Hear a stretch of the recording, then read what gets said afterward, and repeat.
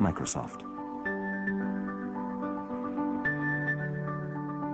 Ladies and gentlemen, please welcome Senior Vice President, Home and Entertainment Division, Robbie Bach. Good afternoon, everybody. I'm going to talk today briefly about our consumer strategy as a whole across the company, and then spend the vast majority of my time talking about the Home and Entertainment Division and what we're accomplishing there. So if you think about our consumer strategy, it really starts with Windows, not surprisingly. Windows is the technology and the product that enables us to deliver all of the consumer scenarios we're focused on, whether that's things like productivity, communication, browsing, digital image editing, playing games, whatever it is. It forms the foundation for pursuing those activities. In addition, it's also the thing in the home that physically is in the center of the picture, because it is the thing that's going to manage your internet connections and provide the infrastructure for a home network and provide the foundation for a set of connected devices to enable you to do all of these exciting experiences. And that brings me to the second part of the strategy, which is really focused on the devices, where we have devices, everything from a spot watch up to a PC, a mobile phone, a tablet PC, an Xbox, that are running some form of Windows operating system or Windows technology to connect those scenarios to the people who need to engage in them, whether they're in the bedroom, outside the home, at work, in the living room, wherever they are. Being connected to what we can do really makes all of this possible. And then finally is the services and applications that run on those devices and rely on Windows as the foundation for the work they do. On the application side, you have productivity tools like Office, education tools like Encarta, PC games, Age of Empires, those types of things. In the services area, you have Xbox Live, MSN, Windows Update, and other services. All of those things together, running on the foundation that Windows builds, running on a connected network, and provided by Microsoft or by third parties, forms the whole of what we think is possible for consumers in the home and connecting that with what they do at work. So that gives you a little bit of the foundation of what we're trying to accomplish across the company and consumer. Now I want to talk a little bit about the Home and Entertainment Division itself. Just as a refresh, there's three parts to the Home and Entertainment Division. The games part, which does Xbox and PC games.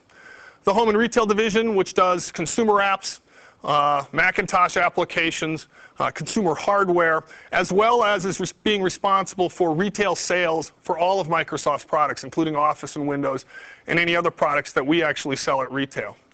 And then the third aspect of Home and Entertainment is Microsoft TV, which is where we're building the TV platform for network operators.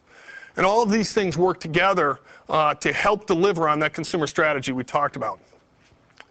In the home and retail space, fiscal year 03 was very successful for us. On the hardware side, we gained share in mice and keyboards, particularly effective with our wireless products and with a mouse keyboard bundle that has really delivered a wireless solution for people on the desktop. We also successfully entered the home networking market. We think that's a market that can both be profitable for us financially, but that is also important to us strategically as we build that connected home environment that I talked about earlier. On the Mac, great work working with Apple to drive Mac Office sales, promotional work, and other work to make this a very successful year for us. And in the rest of the consumer software business, Money, Encarta, our digital imaging products, we gained share and actually grew in a year in which the market as a whole probably declined a few points. So all in all, fiscal year 03 was a very good year for the home and retail business. As you look to the coming year's priorities, a lot of what we're focused on is on Windows excitement and creating excitement and potential for people in using their Windows PC. Certainly, the Office 2003 launch will be a big part of what this group focuses on this year, because launching that product successfully at retail leads to a sense of buzz in the marketplace and really encourages people from the ground up to move towards new versions of that product. Obviously, we continue to have a good PC games business, and we have some big new releases this year. And we will be launching some new Macintosh applications as well, based on the acquisition of Connectix. So this is a good year for home and retail, and with some nice challenges for fiscal year 04.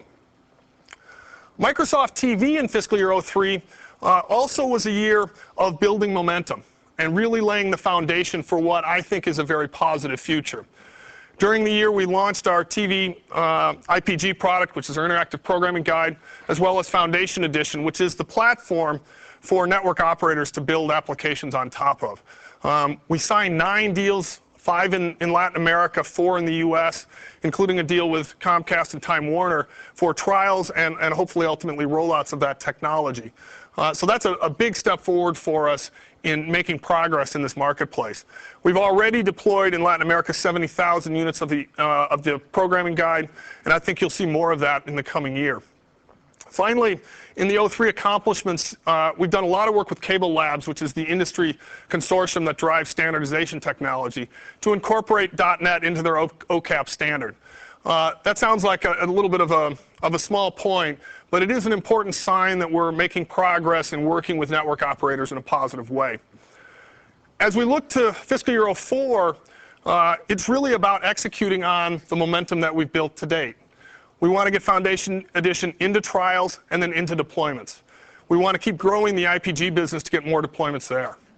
We're also working on some IPTV technology that we think is pretty exciting, in particular in Europe and Asia. Most of the rest of the work in Microsoft TV has been North American based.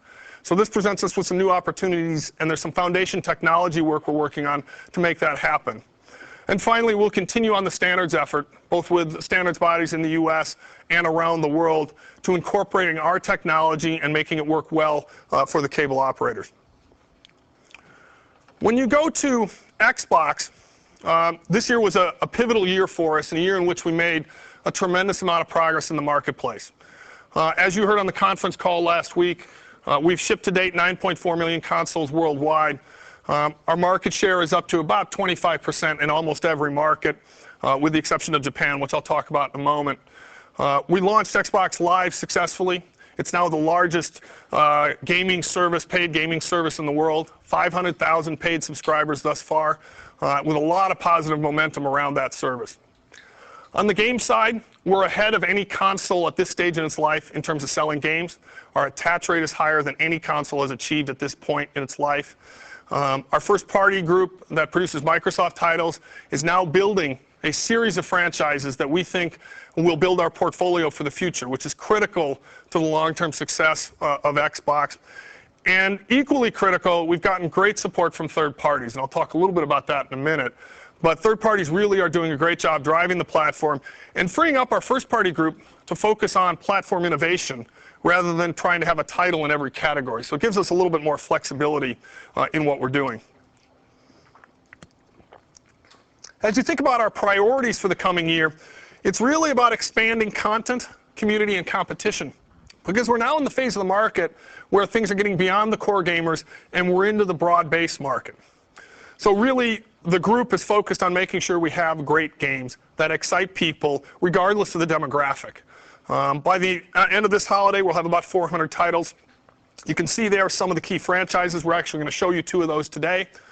XSN Sports is a new concept we've come up with in sports to add the types of online capabilities that enable you to create tournaments, create ladders, create communities in your sports leagues, just like you would with a rec league locally. And put your team together with friends, have tournaments, have a season, and really create an ongoing sense of community that will drive people to the live service and keep them there for the long term. And Music Mixer is actually an example of something that fits into that consumer strategy that I talked about earlier. Because this enables you from an Xbox to access your music and digital photos from a PC on the network and play them and manipulate them locally on Xbox. And this is the first step we've taken in integrating the things we're doing in the home with what we're doing in Xbox. And I think you'll see more of that going forward. Xbox Live is in a very strong position. It's a clear differentiator for us relative to Sony. I think you're going to see some nice updates to the service with new capabilities, particularly around community. We'll have 50 games by this holiday and 100 by this time next year. And we are seeing very strong, critical mass from our publishers in terms of their excitement about doing this. We think we will double the subscriber base this year. So by 12 months from now, 1 million paid subscribers on Xbox Live, which is well ahead of what we thought when we got started, but it certainly is consistent with the excitement and momentum we've seen. I'm going to talk about cost reduction later, but I did want to just reiterate our guidance on forecast 14.5 to 16 million cumulative shipments by the end of the fiscal year, which puts us for a nice growth year this year and continuing to make progress in the marketplace. I thought I would also spend a little bit of time talking about the things driving our business. Console volume certainly is critical, and what you're seeing in the marketplace now is a virtuous cycle around Xbox. We had a very successful holiday, much more successful this past year than anybody expected. And what that's done is it's encouraged more developers and publishers to bring more titles to Xbox and move them from other platforms. As they bring more of those titles, consumers get more excited about Xbox, and we sell more consoles. And you get in this cycle where more consoles lead to more titles, lead to more consoles. And we're seeing that driving our popularity. We see it in the data. We see it in the purchase intent for what we're doing. Pricing also is an interesting topic, one that certainly drives the business model. Our reference price in the US, the price today in the US is $179. Sony is priced, they have one SKU at $179 and another SKU at $199. Our business, the sales continue to do well. We'll see how pricing evolves. Certainly our strategy will be to be competitive, and we will see how Sony decides that they want to evolve their pricing strategy, and we will be there, as we have demonstrated over the last few years, competitive in the marketplace, making sure consumers are getting a great value with Xbox. When you look at cost reductions, this is really a continuous process in three parts. First, there's the things we do in the box that are just day in and day out working with vendors to drive cost out of the system at the component level. And that's something we've been doing since the beginning and continue to do. Second are things we do inside Xbox architecturally, which you would call major changes in the chip structure or chip size, other types of things in the box to reduce cost. Doesn't change the performance of the box any, but does lower our cost. And we do those in increments, and we try to time those increments so they come into production in time for the big push for holiday so that we get the maximum benefit we can in the P&L. And then the third area, which is a recent area of focus, is driving down our operations cost overall. Because when you think about the P&L, it doesn't matter whether you're taking the cost out of the box or out of the distribution or out of IT or out of whatever it is in the system. We want to drive that cost lower so we have more flexibility in pricing and can drive more demand. And so you're going to see us do a lot of work with our suppliers in shipping and a whole set of other operations capabilities so that we have a world-class end-to-end efficient supply chain. And that's really where a lot of focus is going in today. On the games attach rate side, we're getting great titles from our studio. I'll talk about that in a moment. We're very excited about what we're seeing for this holiday, and I'd say the next 12 months is the strongest lineup we've ever had, and I think the strongest lineup in the industry. So I'm very excited about those games. And a lot of that's based on our third-party support, where we're seeing actually more exclusive titles coming to the platform in addition to cross-platform titles coming to the platform that just look and play better on Xbox. And that has differentiated us and enabled us to drive the extra share and volume that we have. Certainly, if you look at our P&L and look at the business, it does vary by territory. I gave the share numbers earlier of about 25% in all the major markets. There are several markets where we have higher share than that. Australia, Canada, and the UK are all over 30% now. And so that's really good progress for us, and we'll continue to try to move the average up as well. Japan is the one outlier, where our share is pretty steady at 4 or 5%. We're doing a lot of work in Japan to fundamentally rebuild that business. We obviously haven't been as successful there as we would have liked out of the gate. We hired Peter Moore from Sega, who's now running Europe and Japan, working for me.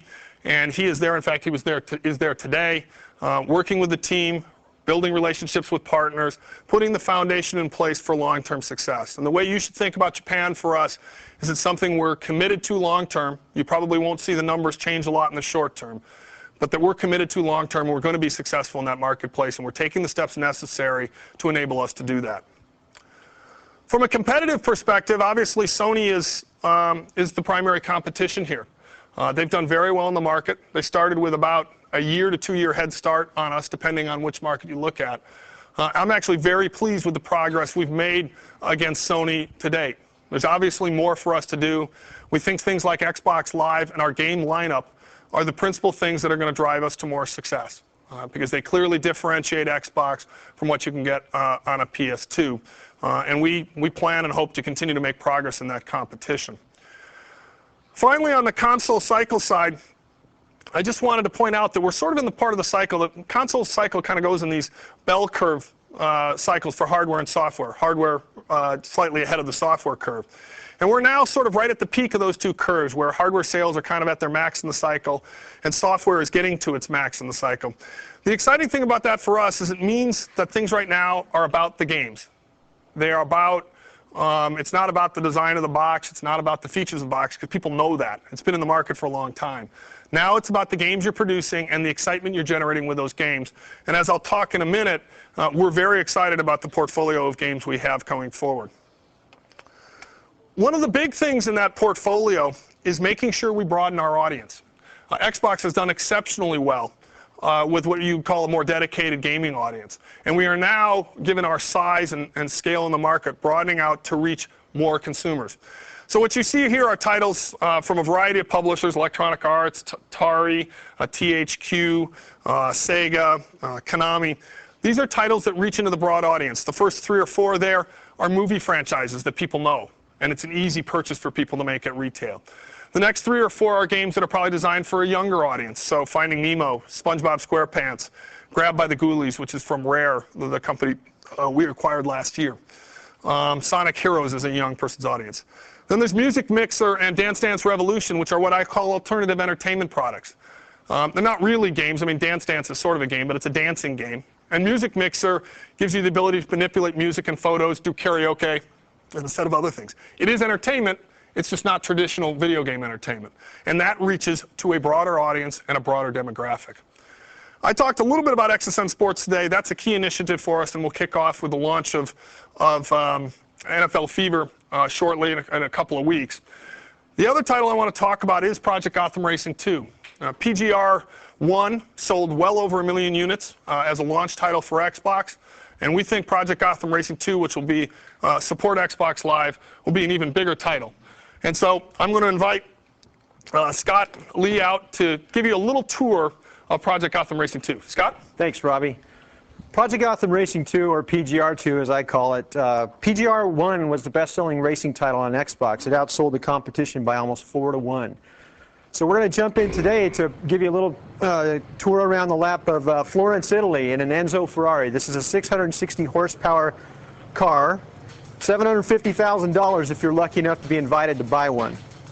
So let's get free with Project Gotham Racing 2. So PGR2, as you look at the cities here, we're going to cross nearby the Ponte Vecchio in Florence. It's just a gorgeous city. You can see the lighting effects there. The developer, Bizarre Creations, out of Liverpool, England, has had a lot more time to get familiar with the Xbox and what it can do. So the graphics have improved greatly on here. And you can see, as I go through here, I'm racking up what we call kudos points. And what makes this game unique is that it rewards you not only for how fast you drive, but for how you drive fast. It's something that my wife probably wouldn't reward me for, but anyway, here's a little crash into nearby the Duomo there, and there's the Doors of Paradise. If you've ever been to Florence, that's what it looks like. There's Antonio's Pharmacia there on the right. As I go through here, the hard drive is actually recording my first lap here, and as I come around, you'll see in a minute, there'll be what we call a ghost car. And that ghost car, ooh, ouch, look at the damage. Yeah. That ghost car gets recorded and actually gets uploaded to Xbox Live servers so that everyone in the world can race against me, whether they're, you know, single player or not. So here we go. Ghost Lap should go right by me here in a second. Oh, he's just hanging out. So anyway, there he goes. So that ghost will get uploaded. I can race against it. I'll also be able to play against 8 players on Xbox Live. We'll have downloadable content, new cities and cars that people can download. Look for this title to come out in November, this holiday. We expect some great things from it. Thanks, Robbie. Thanks, Scott. So that's Project Gotham Racing 2. We think will be one of the leading titles for us this holiday. I also wanted to talk a little bit about the fact that in addition to broadening the audience, we're still paying attention and focused on our core gaming audience. And the set of titles here, if you looked at any list of critically acclaimed titles, these titles would all appear on them. And we're very excited about this. I'm only going to highlight a few of them. Star Wars Knights of the Old Republic is a title from LucasArts that shipped last week. In its first week, it sold 250,000 units. That's a 4-day record for Xbox. This is a role-playing game. It's the first role-playing game we've had on the platform that's with a big franchise associated with it. And we think this is going to drive a lot of volume going through holiday. It's getting game ratings over 90%, which happens in a very, very, very small number of titles. Other things I'd point to, Rainbow Six, Tom Clancy, again, a big franchise. That'll be exclusive on Xbox this holiday. Ninja Gaiden Soul Calibur 2 from Japanese developers Namco and Tecmo. And then 3 titles at the bottom from Microsoft, Counter-Strike, which will ship for this holiday, Fable, which will ship in the spring. And then my own personal favorite and my son's personal favorite, Halo 2. So with that, I'm going to show you a recording of the demo we did at E3 for Halo 2. This is a title that will ship this spring. The first version of Halo has sold over 3 million units, all at full price. It is probably the most anticipated console title this year on any platform, and you're going to get to see an early look of it. Here's Halo 2.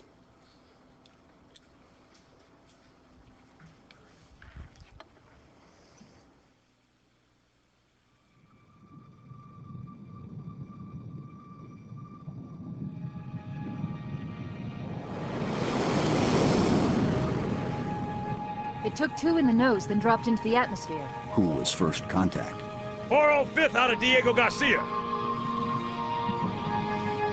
But don't expect a big welcome.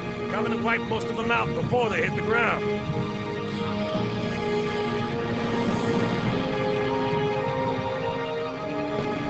Immediate. Grid Kilo 2-3 is hot. Recommend mission abort. Roger, Recon. It's your call, Sergeant. We're going in. Get tactical, Marines! Covenant ground forces own this city. We'll need to deal with them before we can kill that cruiser.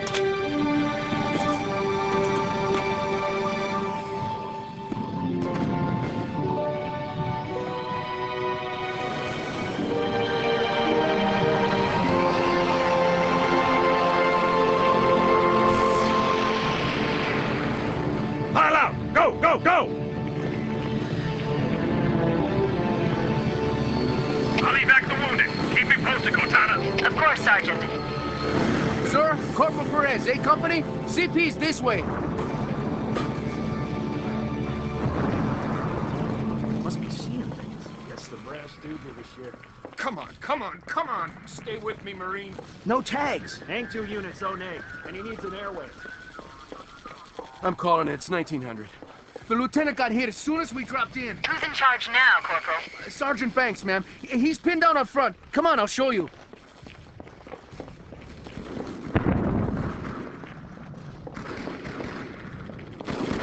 No, behind that ST. Yeah. 3 more, coming left. I'm running low, man! Oh, yeah, Parsons! Yeah? Is it clear?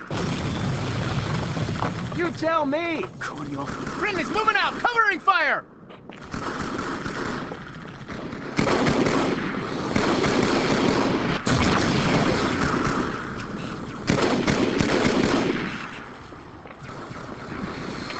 Down low.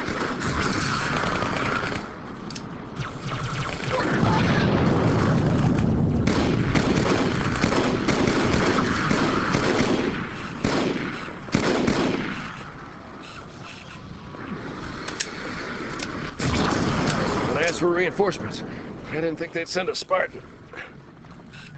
You gotta take that thing out. Cover me!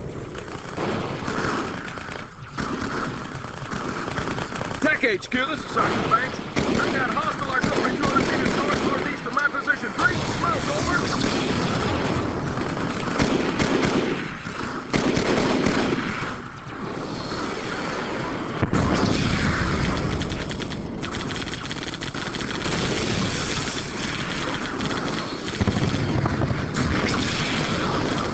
Hostiles right.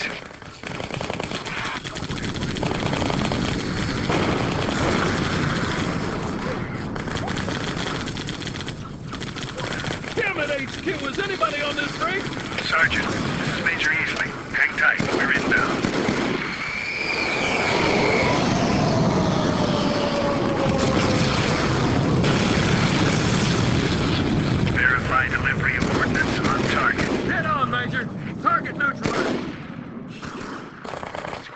weapon. You'll need it.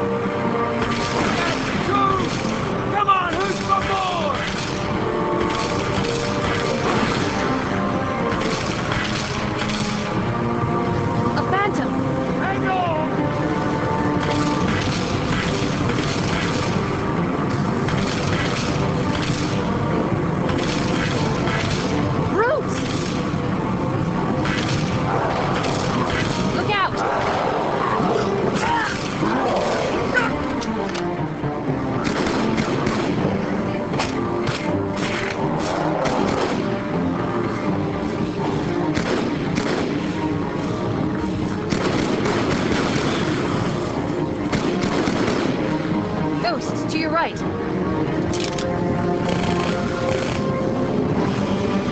for it. Nice! The Marines won't stand a chance if those Phantoms double back. See if you can draw them off.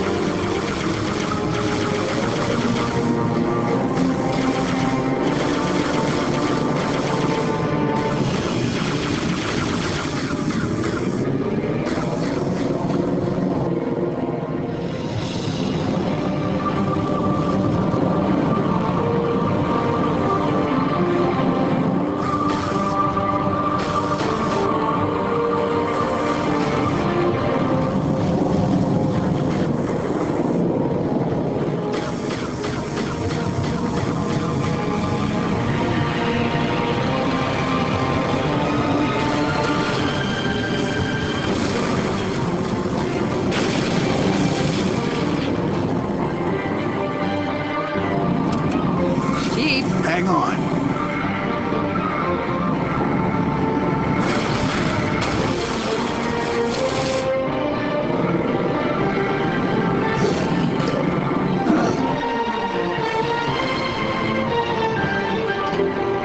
Bingo. There's the cruiser.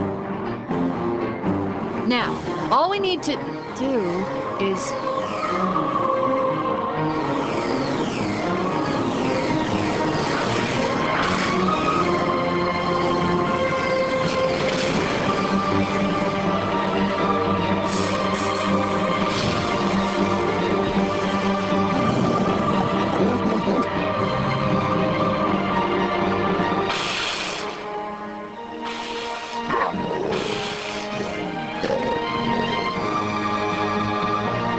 Bet you can't stick it. You're on.